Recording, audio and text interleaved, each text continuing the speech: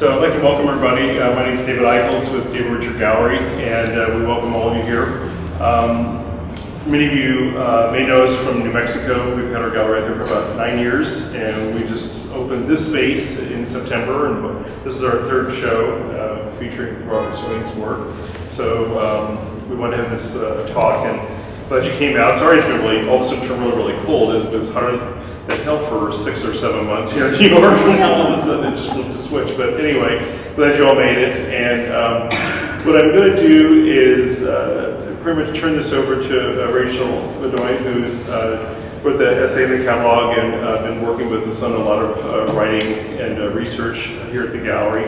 And but I'd like to introduce, this is Robert Swain, and this is his beautiful work that you see. And for those of you looking at this as a video, this is one of the most recent painting by Bob. It's 32 foot by 8 foot, and it's a spectacular painting, so we thought it was a perfect backdrop. And I'd also like to introduce Gabriele Evertz. Bob and Gabriele have been colleagues for many, many years at Hunter, and have known each other quite a long time. Gabriele also curated Bob's retrospective at Hunter back in 2010. Many of you might have remembered that, and also wrote one of the catalog essays. So anyway, we thought it'd be a good discussion with the two of them, and we welcome you. And I'm going to turn it over to Rachel right now. Thanks. Hey, thank you all for joining us tonight. We're pleased to introduce you to Robert Swain and his exhibition Color, Theory, and Effect. For the past 50 years, Robert Swain has dedicated his career to a rigorous study of color sensations and their effect on the human experience. Swain's paintings offer visual, cognitive, and sensuous experience, while elevating our understanding of color phenomena and perception. This heightened awareness of seeing and unique experience of feeling color occurs when Swain's works are viewed in person with attentive, patient observation. Perceptual effects will begin to emerge slowly, rearranging themselves as the constant flow of color's energy changes and moves in response to Swain's composition and palette. The perceptual and psychological implications of color are the result of Swain's many varied combinations of particular hues, value transitions, degrees of saturation, as well as color adjacency, overall organization, and scale. These elements are then activated by the viewer through distance, light source, and duration of observation. While accessible by all who can see, the perceptual effects and emotional content vary between each viewer, resulting in a unique and intensely personal experience. This reciprocity between viewer and painting becomes the heart and soul of Swain's work. Swain's seemingly unlimited palette and unique vocabulary of color derives from the personal color system that he devised in the 1970s. By dividing color into 30 hues, 33 value steps, and up to 9 degrees of saturation, Swain created a catalog with 2,200 color components. This extensive variety in color deepened Swain's knowledge and aided in the formulation of his nuanced color relationships. In the 1980s and 1990s, Swain broke down his compositional structure into different sized modules, creating grids within grids, still set in relation to one another, but altered in size and scale, order, and configuration. These works on view in this exhibition allow the viewer to experience multiple color phenomena within one pictorial plane. His largest canvases activate the viewer's peripheral vision, sensing the edges of the work and allowing the colors to blend, creating an immersive and meditative experience. Groundwork for the study of color as an autonomous element, rather than in service of symbolism or signification, was set by Paul Cézanne and Georges Seurat in the 1880s and was taken up with a renewed vigor in the 20th century by modern masters such as Henri Matisse, Vasily Kandinsky, Paul Klee, Mark Rothko, and Joseph Albers. Swain is a critical figure in this history, coupling the aesthetic and empirical approaches in his quest to understand the phenomenology of color. A bit about Swain. Swain received his BA from American University in Washington, D.C. in 1964 and came to New York City the following year, where he has lived and worked ever since. Swain taught in the Department of Art and Art History at Hunter College between 1968 and 2014. Here he was a critical component of the Hunter Color School, alongside art historian William C. A.G. and painters Sanford Wormfeld, Gabriele Evertz, Doug Olson, Vincent Longo, and Joanna Pousset-Dart. In 1998, he was awarded the Distinguished Teaching of Art Award from the College Art Association for the instrumental education he provided to countless generations of artists. Swain has had over 20 solo exhibitions, and his work has been included in over 60 group shows at institutions such as the Museum of Modern Art, the Corcoran Gallery, the Whitney Museum, and the Metropolitan Museum of Art. Swain's artwork is represented in over 284 private and public collections, including the Albert Knox Art Gallery, Walker Art Center, the Denver Art Museum, the Milwaukee Art Center, the Detroit Institute of Art, the Everson Art Museum, the Columbus Gallery of Fine Art, and the Metropolitan Museum of Art. We are also joined this evening by Gabriele Evertz, a painting and professor at Hunter College. Along with Swain, she was a key protagonist in this renowned Hunter Color School. Over the past 10 years, Evertz has also curated several critically acclaimed artist retrospectives and surveys of abstract painting, including the major 2010 exhibition Visual Sensations, Robert Swain Paintings from 1967 to 2010. Evertz holds an MFA in painting and a BA in art history from Hunter College. Her work has been included in numerous prestigious collections worldwide, including the British Museum, the Brooklyn Museum, Harvard University Art Museum, the Carl Ernst Osthaus Museum, the Metropolitan Museum of Art, the Museum of Modern Art, and the Whitney Museum of American Art.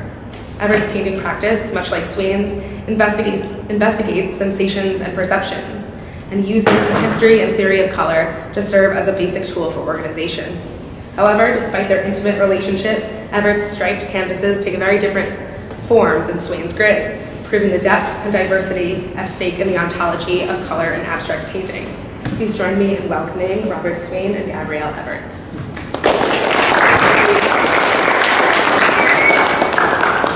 Rachel, thank you. That's so very well done. I think we can just conclude. I don't know any other thing I could say. I'm looking here, though, at some people in the audience. I noticed some great painters over here. I got Pierre, terrific painter. That's really quite a summary of my career. It's strange when you look back like that and you think about how you got interested in color to start out with. And I think during my formal education, I never had any colored courses. It was not the vogue in teaching in college at that particular time. At that time, there was an influx of abstract expressionists, and some of my leading professors would take me into a studio and tell me, do your thing, I'll be back in 2 hours. And there was no formal instruction. I had a very unique experience after college, moving to Provincetown and studying with American cubist named Carl Knotts, who used an Oswald color system to organize his colors in his still life paintings. All the colors were mixed in seashells that he collected along the Provincetown shore, which I thought was quite interesting, having viewed many, many different types of palettes in my life. I was trained from a very early age, the age of 12, by going to various art schools as a realist painter, observational painter, where I worked from still lifes, from models, so forth, right through college. And when I met Mr. Knotts, who was German and spoke German fluently, we sat and read most of the Bauhaus works. He would read in German and I would read in English. And he would laugh, as Gabriele knows, speaks fluent German, that the words are not equivalent at all. And out of that education, I had a little tiny cottage at the end of his property where I painted these very complicated abstract paintings, and found myself in the evening simply looking at the colors in these complicated paintings. And I started to think, how could I objectify a color? How could I treat a color like a model? How could I treat a color like a still life? And the painting here behind this 8-foot painting behind you is part of the extension of that type of logic. In other words, instead of painting a beautiful model, I would paint a square of green. And I started to think that what had to be done is the objectification of color, to bring it out as an object, as a sensation, as a person. And what interested me when I met Gabriele, Gabriele is doing thin stripe paintings, where she also has discarded all representational elements in her work. And she's concentrating in the color phenomenology between these colors and how the sensations start to evolve. And we were having a discussion earlier about, we can't decide who it is. I think it's Delacroix, maybe somebody knows. But it was discovered, I think, Gabriele knows this, that Delacroix, after he died, they found 53 handwritten notes in his attic. And the exciting thing was the color charts. Color chart. Because people weren't painting. It was maybe too expensive just to try things out. And so they used wool. And they put different colored yarns together, or wool, to see what effect they would get. And they would skip the painting process, right? And this, And then, excuse me, then you also told me about Van Gogh.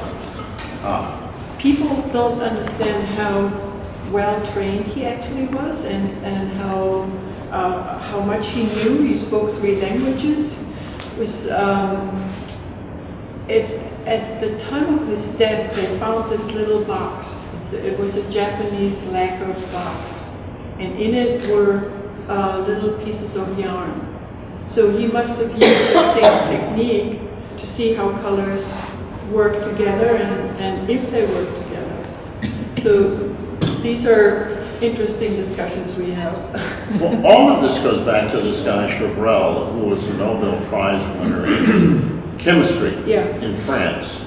And he was called into the tapestry. Yeah, Gobelin. Beaudoin, right, because they were building these tapestries, weaving together these threads of brilliant blues and oranges, and they put them up on the wall and they looked gray because these are complementary colors, and optically when they mix, they form gray. He separated them, and like Van Gogh, he started this idea of studying threads, fabric, and yarn, of weaving things together. I started building my own color charts because I wanted to study color phenomenology. So back in the 70s, with my wife's approval, who I dedicate this talk to, I started building my own color system, which is kind of a very eccentric thing to do. Hand painting little squares like this. And Rachel and I talked about it, and I was trying to get her to be involved in this project. And I built a color system which basically has about 2,200 colors, and I still add to it. I went from painting them hand painted to converting all of this into computer technology. So I've spent an inordinate amount of time studying the interaction, as Albers has done, between colors and trying to understand the different types of sensation. Gabriele and I have looked at this a lot, and we go back to, we have some notes over here for you, Sir Isaac Newton. And the thing that is remarkable about Newton when he discovered that The diatonic scale. something to do with music. And, you know, Dan Hill's in the back there, and his daughter plays the trombone, and he knows what the diatonic scale is. But Newton discovered that color was contained in light, and that color was energy. And that what was seen when you see color is actually you're seeing energy. And each color has a separate wavelength of energy which affects you psychologically. And the thing that we marvel at is that he took the spectrum, which is linear like this, and he bent it into a circle. and he assigned each color a different note in the diatonic scale. And oddly enough, when I studied with this gentleman, Karl Knotz, in Provincetown, he painted a painting based on a Bach fugue because his wife was a concert pianist. And I watched him, I shouldn't have, voyeurism, problem. I watched him through the window in his house, place the painting on his wife's concert piano. And with his two little fingers, he did not read music, he banged out the Bach fugue. All of that is very interesting to Gabriele and I simply for one reason, and that is that color, like music, modulates. Cézanne is a wonderful person who modulates. You can actually follow his brushstrokes as he builds the structure of a painting. That has an incredible influence on me. This painting behind you is about modulating through hue, value, and saturation. My quest is to get you into color sensation. My quest is to get you to experience color sensation. Now, one of my problems is that, unfortunately, and I'm not really supposed to play on this very much, is that I was born in Texas and I grew up in a very small town in southern Texas. No television, no movies, nothing at all with the exception of an occasional magazine or a newspaper. My life was dominated by observation. Observation of cactus, which I hate to this day. Observation of black widow spiders, which I hate to this day. Irrigation ditches, so forth and so on. I am not part of the electronic generation, movies, television, electronics. I was trained to observe things. And my work, by and large, comes out of the fact that I observe color to see what it does and how it wants to manifest itself. And that's your practice, excuse me, but that's your practice to this day. I mean, when you make color choices, you really look at the color. There isn't a system or a theory. You let the color tell you what the opposite is. And that's pretty unusual. You made your decisions about your color system based on observation as well, Yeah. correct? Yeah. So there was no mathematical or formula or logical scheme that you devised, but rather it all came about, all these intervals, And 30 hues, 33 values, all came through observation. And that's what you're asking for from your viewers as well. I think that's very important because at the end of this is all of the scientific information that color as energy affects your physiology. And Mary and I used to talk about this funny thing called drunk tank pink. Why are you associating me with drunk? Just saying. We haven't finished with our discussion of that, which we will do shortly. There is some evidence in science that comes out of the early 60s that if you paint a room a certain pink, you can modify violent behavior. You can take a schizophrenic and put them in this environment, and for about 10 minutes, the person's violent behavior will be modified.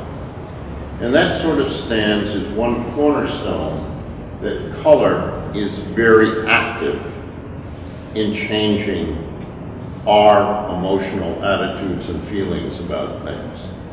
Light therapy has been around for a long time. People don't believe in it. It is exceedingly important that you live in an environment where you have a balanced spectrum. When my brother moved to Belgium with his children, he was immediately confronted with the fact that it rains there 180 days out of the year, and his children should take vitamin D because there isn't enough sunlight to enhance their growth, so forth and so on. So I became involved in cataloging color phenomena and color phenomenology to get at this type of content. It's a question of language and culture also, because words do not help us understand color and color relationships. So if you are a color painter, sooner or later you need to develop your palette, you need to understand how it breaks down, or build your own palette and your own relationship of colors. Mm-hmm. And so you were talking about Oswald earlier, Yeah. but Oswald is only one influence in your color system, and the other one is? Mansell. So very different systems, because Oswald is about mixing and Mansell is about perception. Exactly. And both of them go back, no, well, not both of them, go back to a physicist at Columbia named Ogden Rood. And he is the gentleman at the same time Chabrel discovered and absolutely boilerplate that all colors mixed in the eye. Yeah. And from that, Seurat was able to build his paintings. And from that come inkjet printers, television, all of that phenomenology comes out of the knowledge of putting tiny dots together that optically makes or optically contrast. So there's...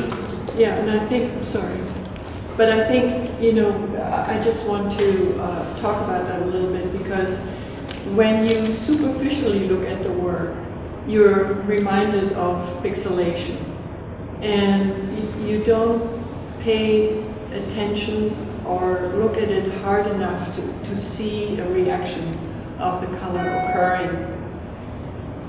And what do we do to make people stay with the work long enough until it kicks in and becomes alive in itself? We paint very large, because it takes you a longer time to comprehend the painting. So it's not a question of ego. Any color painter really wants to work larger so that the color has an effect. Is that right? It's interesting though, Gabrielle. When you see a lot of Bob's work in image, you don't get the effect. Mm-hmm. Some images you can't, just depends on how they're photographed, I guess. But what's interesting is once you've sort of studied the painting and you see that happening where these gradients of color start forming, you can't look at them again and not see it. So it's like once it happens, it's like a phenomenology that I keep looking at you guys, but then I'm looking at these orange squares that are sort of like have purple coming into them and everything, and it's just you can't sort of stop it once you kind of look at it, and it's an interesting phenomenology, and it's really kind of weird when people finally you say it to them and they don't get it, and then all of a sudden they're sitting and go. It's like sort of interesting when you're in the gallery and all of a sudden people come in and go, those colors are like moving or whatever and stuff. And it's interesting when but like you said, it's that focus. It's just really just focusing on the painting and not having your eyes dart around and stay sort of centrally focused. It just starts happening. And as you scan the painting, it also continues. So this one in particular is a really good one for that. The painting doesn't actually really end. It just waits for the light to shift, or for the spectator to move. There's a new discovery if you just stay with it long enough. Yeah, and I think that one of my favorite things about this work is that you can, there's so many ways in which you can view it. So you can walk up close and just isolate to a square or 4 squares and see that reaction, and then as you move from that square, and that focused perception then informs the way you're going to look at the next thing, or if you stand back and you walk forward. And I think we were talking about just kind of like how each of these is a very handcrafted color that you've created systematically, and it's painted one color, very flat, and there's these perfect canvases without any real sign of the hand, but then there's all of these colors within them, and you think you said there's 4, 6, 10 colors in just one square, and that'll change based on what you look at before and what you look at after, and kind of the scanning process as well. Sure. I guess a question I had for you is where do you start when you are confronted with maybe this painting, for example? And I know this changes from painting to painting, and we've talked about kind of your fascination with one color, right? You said, I don't know, I'm going to paint the color green, and how does green work? And maybe that's in some canvases, but then is that in all of them, or do you think of maybe you want to produce an effect rather than explore a color at this point, or is it about a spectrum? Do you start with a scale? Can you talk a little bit about your process and all of its kind of iterations? Well, I guess the main thing that I begin with, just as a beginning, is that color has three dimensions: hue, value, and saturation. And what you try to do is you try to get something of those extremes into a painting, because those are the limits of what can be seen. The second thing is that each color has obviously a complement, a split complement. It has an antagonist. It has something that irritates it in some particular way. So, for example, in a painting like this, I try to pit some type of luminosity against the green, some type of value saturation thing to give it a sort of dynamic equilibrium. So there's a bit of tension to it, but there's a point of resolution also. But the main idea of it is to bring out the attributes of hue, value, and saturation, and to give character to colors. I've been made fun of a lot because people ask me, what's your favorite color? And I always say, I never met a color I didn't like. Hand painting 2,200 colors is giving you an introduction into looking at the sensibility of each single color. And where I have problems with musicians and piano players is they repetitively do something over and over again. They're taking something that's objective and making it subjective. I think when you deal with color in and out on a day-to-day basis, you learn their personalities as if they were people in your family. And you know that a red is going to be outrageous, and you know this is going to be that. I have designed a color system that numerically fits together in my thinking.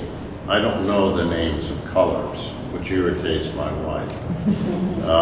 I do know if something is 17-23-1, and 17 is opposite 3, 15-2, and they are complementary colors, and they don't particularly get along together, but they do well in an orchestrated structure where one can be an irritative element in the other.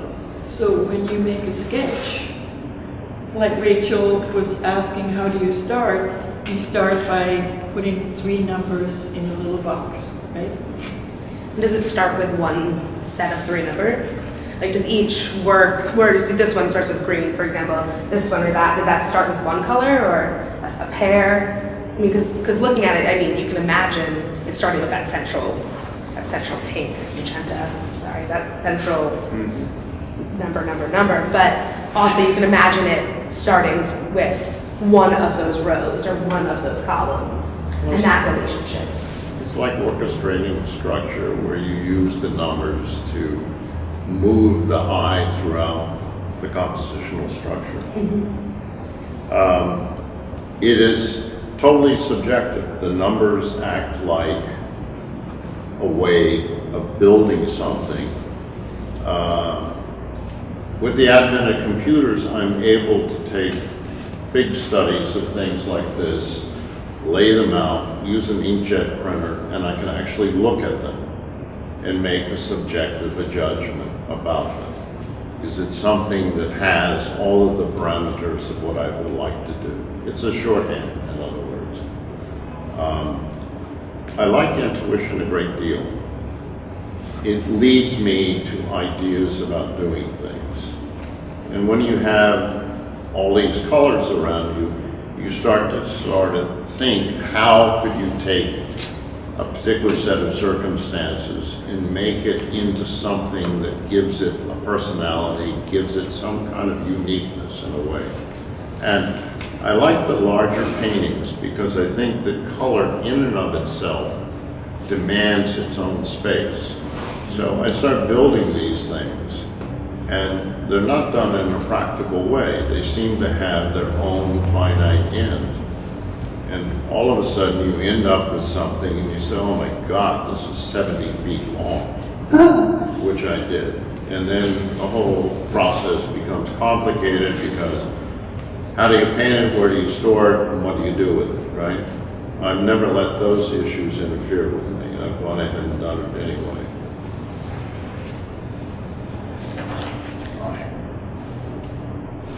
Two things. The first one is about this painting again. Yeah. I think I was sitting in your seminar when you talked about this work of dividing the field into different squares. And you realized later on that this was actually the golden section proportion. Do you remember that? Yeah. That was pretty Kind of amazing. strange. And then I was thinking about how you're building your work, the way an architect thinks about the single most important thing. So Frank Lloyd Wright was commissioned to build a office space. Right? He starts with a piece of paper that gets filed in a folder, in a desk. The desk then has a particular size, right? And then this desk times rows of 20, and that makes the space of the building. And it's similar in your case here, where the small square fits into the next size if you double it and if you triple it. So there is the logic of color, yes, but there's also the logic of the structure which sings. That's interesting, because I am definitely an additive person. I've always been. I've always started with something and added something to it. And it saved my life several times in that I can't take something and deal with the whole thing. I have to add parts to it. And that's why I feel akin to people like Cezanne. I really feel close to him because I think that he begins with a little dab of paint and he adds this to it and that to it. I was for years a friend of Tony Smith's, and Tony Smith, I think, was an additive person. We got into conflicts when raking his yard because he was obsessed with putting all the little twigs together in the little size, and the medium size in the next, and adding them on, you know. And I was sitting there looking at him thinking, why don't we just rake the lawn and get it done with, you know? He was building a structure. I also have a similar attitude when I build a painting. I start to look at a yellow and think, well, what could I do with the character of this color? What could I add to it? Could I build it and modulate towards red, towards violet, towards blue? How could I add these components together to build something that has some kind of finite resolution to it? That's actually fitting for all your work. It's additive, but it's also subtractive. It's called additive mixture and subtractive mixture, right? True. So additive mixture has to do with light. The more light you put together, the more colored light you put together, it yields white, right? White light. Subtractive mixture takes the light out. The more you mix, the darker it gets. And both of these things are happening in all your work, actually. So you also... True. The luminosity is a very powerful force in your work, and particularly with this on such a big scale, as the luminosity is correlated to saturation, and the more of it you can see, the more of surface that is of our eye that is covered by the color, the more luminous it will be. And I think what's really interesting is then the way the purest lights that you incorporate, in the way that dictate luminosity or influence luminosity. Like in this work, I was just bowled over when I saw the kind of inverse of these luminous effects on one side on this white diagonal versus the other. So I guess, how do you really go about, I mean, and then in works like that, you have this dark kind of almost blackish blue to a lighter gray, and you incorporate these kind of value extremes, and I'm wondering how you think to do that, or is that an intuitive decision making, because it's so impactful in the experience of your work? Well, it's a little of both. You know, you have to have those extremes to get color to work. You don't know about sweet unless you taste sour. You don't know about dark unless you have something light. You know, I mean, it's a dialectic between these extremes. An interesting subject matter to study would be Bob's treatment of light in the canvas. Like in 1973, I think you painted your first 30-foot painting, right? And if I remember correctly, the light was on the bottom, which was pretty daring, because we learned at school that you need the weight on the bottom to anchor the painting. He does the opposite, right? And it glowed, it was luminous. But it was a strip of light on the bottom. Compared to this, look what happens here. It's a diagonal. It's spectacular how the orchestration works in relationship to a diagonal. Yeah. Actually, that kind of luminous glow actually switches on one side from the other. And how it's not symmetrical. I think you told me this. That it comes from the spectrum. The spectrum is not symmetrical. It's not. And here is the same thing happening. I think that's one of the reasons why it's so exciting to look at. It's asymmetrical. It's not balanced. Yeah. Dynamic equilibrium. I had two things that it was, people ask about quite a bit. But one was the way we curated this show and structured it was what we were trying to do was show pairs out of paintings out of different series, because the palettes are different and the effects are different. The constructs or compositions create a different effect. And so one of the things, and then you have these dramatic, unfortunately, people looking at the video will just have to go look at the checklist, but you know, this painting here and these other ones from 1989, like this one, where they're a little bit more asymmetric and you're sort of mixing what I sort of think of as like dosage effect, you know, just the size of the square or amount of color of one versus others and these juxtapositionings. So I was just kind of curious, because you did that extensively in the 80s, late 80s, and then now you've gone back to these more 12-inch squares that make your compositions. So what I'm curious about is two things. One is, what did you learn out of these where you started mixing? What did you realize in terms of energy and sensation out of these and the segue back to the squares? And did you ever find an optimum square that had the maximal effect? But then there's also the third thing, the texture. If you could just comment on why the texture. Well, we had a conversation earlier about the texture. The texture is put on with the multiple layers of gesso, sometimes up to 12 layers, and it has to do with the refraction of light. The texture allows the light to bounce off in different directions.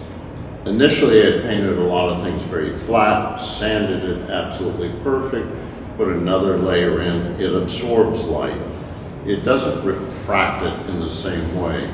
A lot of this is based on this Chabrel idea where you find a perfect square where the four sides interact with the adjacent colors, and it looks light on one side and dark on another. And it took me a long time to sort of get that square. I used to cut these squares out at night and put them on the wall.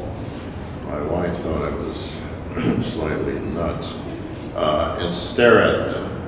And for a while I thought they were about 9 inches. I was absolutely fanatical about it. So I had these squares on the wall and I thought, then one day I was looking at it and I thought, that didn't look right. So just to make a long story shorter, longer, I went to 12 3/4, I went to 13 inches, I went to 11.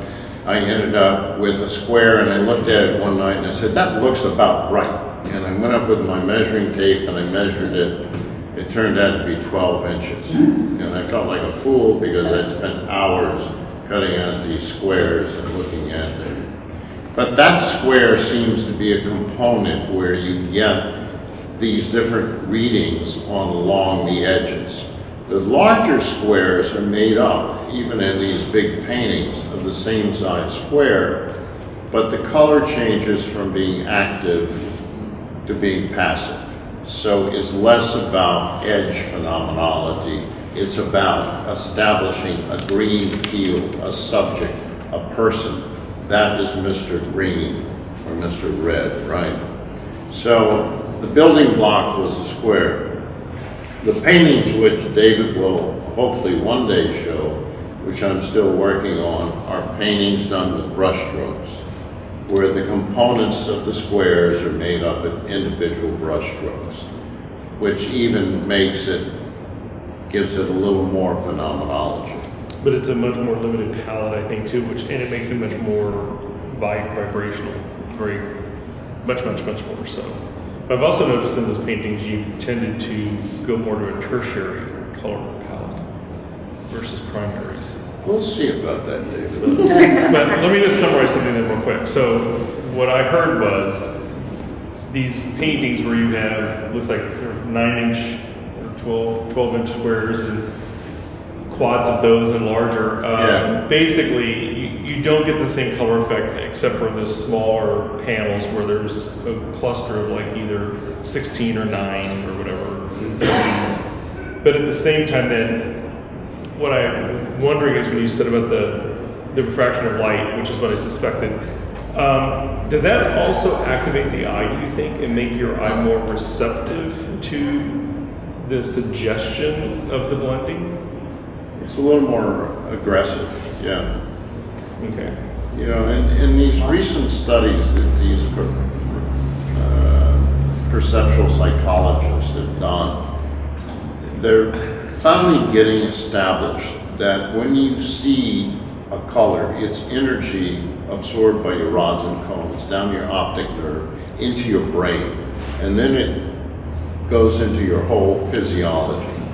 So the idea of creating texture is to get a little more of that radiant energy out to the retina, down the optic nerve, into your brain, into your physiology, right? I like to stay a little bit away from optical art where it's just retinal activity. Mm-hmm. I consider that sort of to be noise. I like it to be enough to activate your physiology, you know? Got it.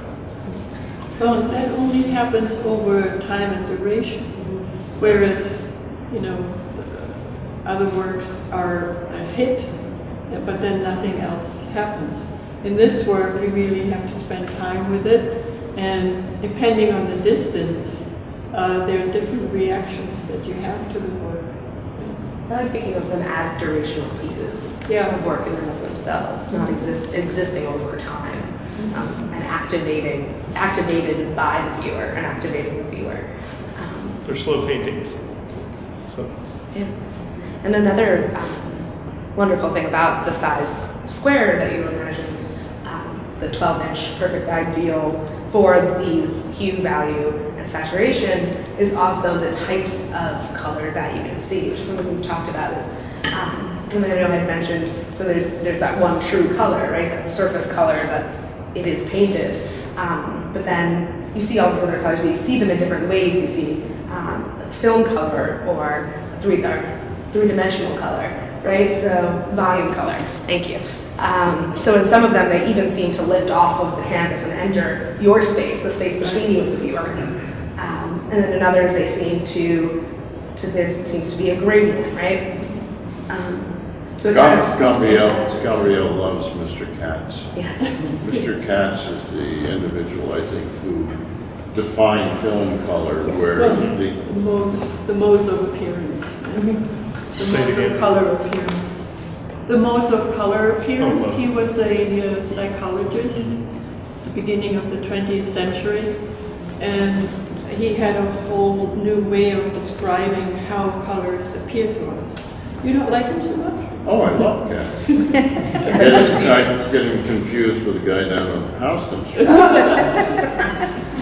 No, I'm enamored by it. I think his definition, some of these paintings, you see the luminosity, it looks like it's in front of the painting, it's coming off the surface, and this is what film color is.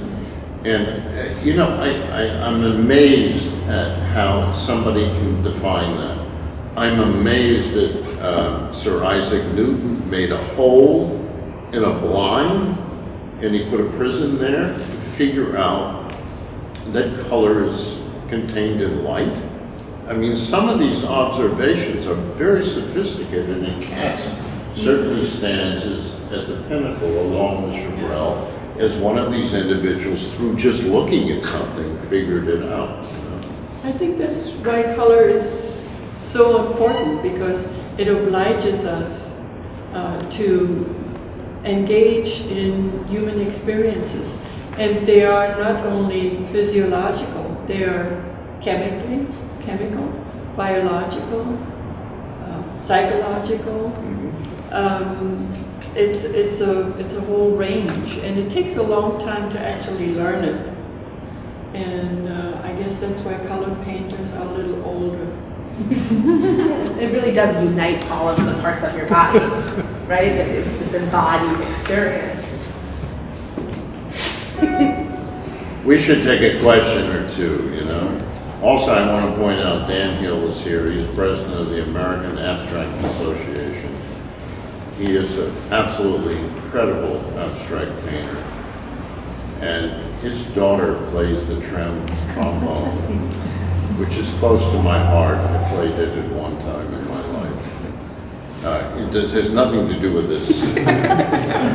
I just look at Dan and I think, goodness, what a great guy. I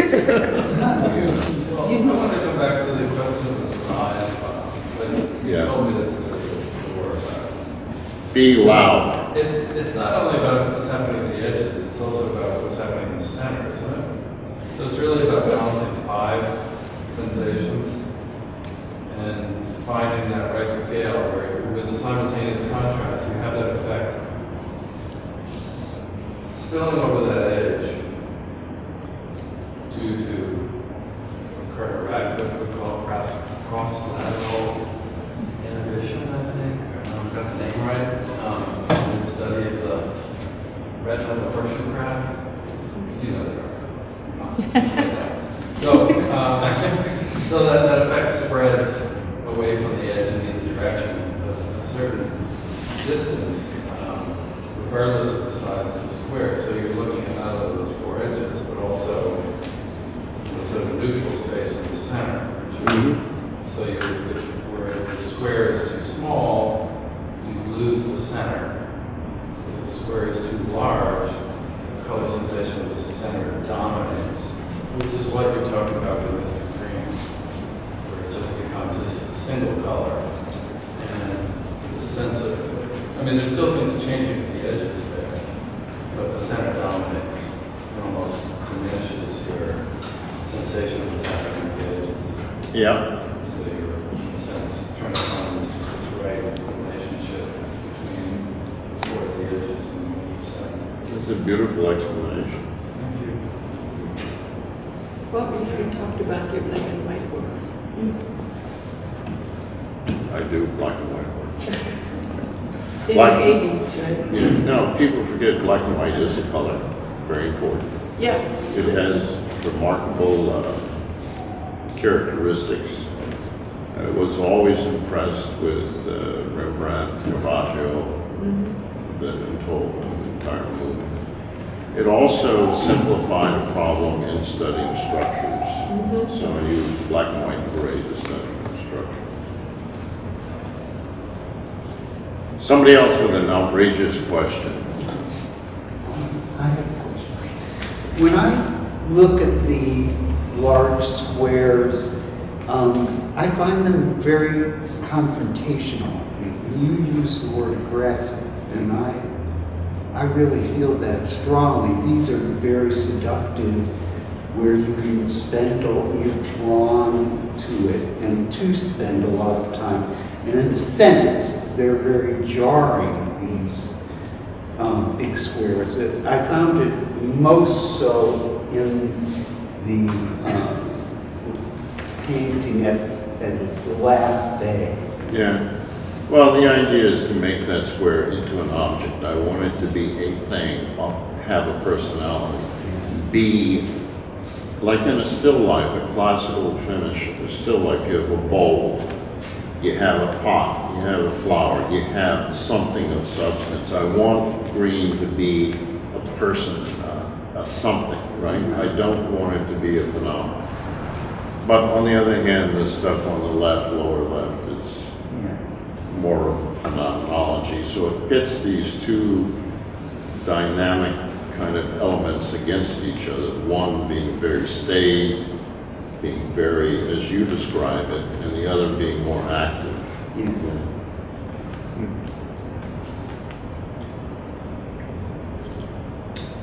There's Pierre. You started making your system and making your work before now, when we have all of these digital tools, like just something like cropping, for example. Like sitting here this whole time looking at this painting, I find myself cropping out sections. I think that's an interesting composition. How has that affected you? Just the ubiquity of things where you can make a gradation and so forth. Actually, that's very intelligent, because when I do, you know a lot about this, Pierre used to work for years with me. When I do those big studies, sometimes they don't work, so I take a section of it and I say, well, if I crop this down, make it half, cut it down, add up here, that would make a better structure. But yeah, no, I look at these. If you see something before you leave, let me know. No, but you're right, it's a way of sort of evaluating things. Have you you've thought about the ideal size of the square. Have you thought about what's the ideal viewing distance? Or not to even say that there is an ideal, but I was struck in looking at this painting, when you held up the image of it, when you see the entire image at a different scale, you read it completely differently. So I wonder what you think about that. That's strange. Gabriele started to talk about distance and duration. When I had this big show in LA, Santa Monica, some of the paintings were like 70, 80, 100 feet away. So you saw it as you walked into it, the phenomenology of the painting changed. I am looking for a couple of 200-foot galleries and 200-foot wall. No, but it absolutely does change. So that's a big factor. I think one of the things that influenced me when I came here 50 some odd years ago, I've always lived in a loft. I can't stand, and I say this with a great deal of prejudice, I can't stand residential houses. They seem claustrophobic, they don't have a purpose. I want to see something 25. I'm used to seeing things about 25 feet away, 24 feet. I mean, that's just how I've been conditioned by the size of the spaces that I've lived in. I was hoping for a bigger space. But it's a great question, because you're not restricting the viewing space the way other painters have, like Barnett Newman, for example. I mean, never wanted you to be able to back up and get that overall view, so that you see the painting and the wall behind it. He wanted to make it so tight that you don't really get the chance to back up and take it all in. You would have never made that restriction. So you really prefer that people are able to see it, back up, and then walk closely and look at the fine separation. Yeah. So it makes the viewer, the audience, a part Exactly. of the work, and a part of like their experience. Yeah. Makes Part of the that. viewer a part. Any other questions? How important was acrylic to your work? I love it, man. We've been sitting long enough to get down to 60 degrees. I was trained as a classic oil painter. I love oil painting. I love and die for it. I was also trained in an environment where nobody taught anybody about health hazards.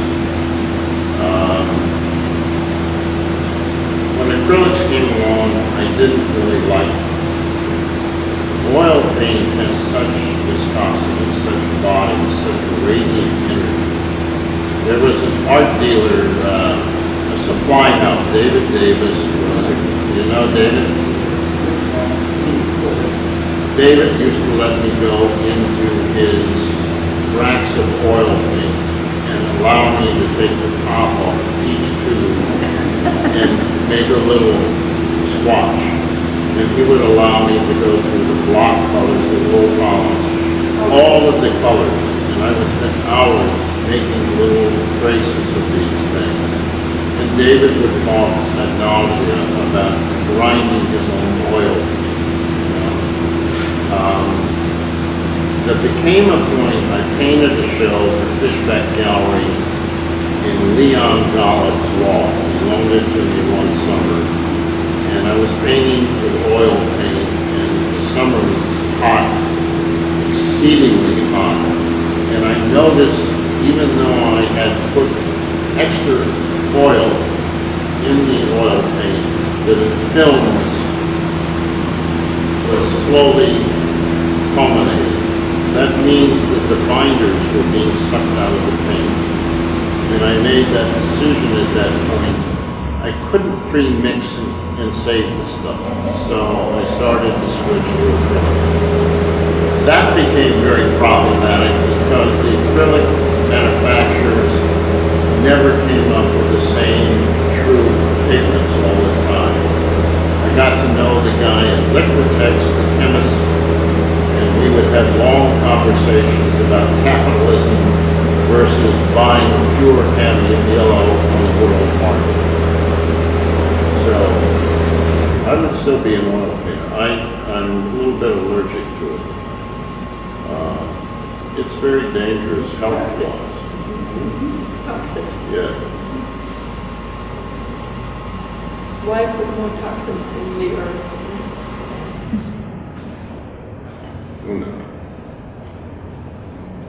Are there any other questions or comments? We do have two things you can have. You certainly can have one of these pamphlets, which is full of these eccentric things that color does, and you're welcome to have the photograph. You can thumb through these. We're sort of saving these. Well, I'd like to thank you and Gabrielle and Rachel. Thank you all for coming. Thanks for coming.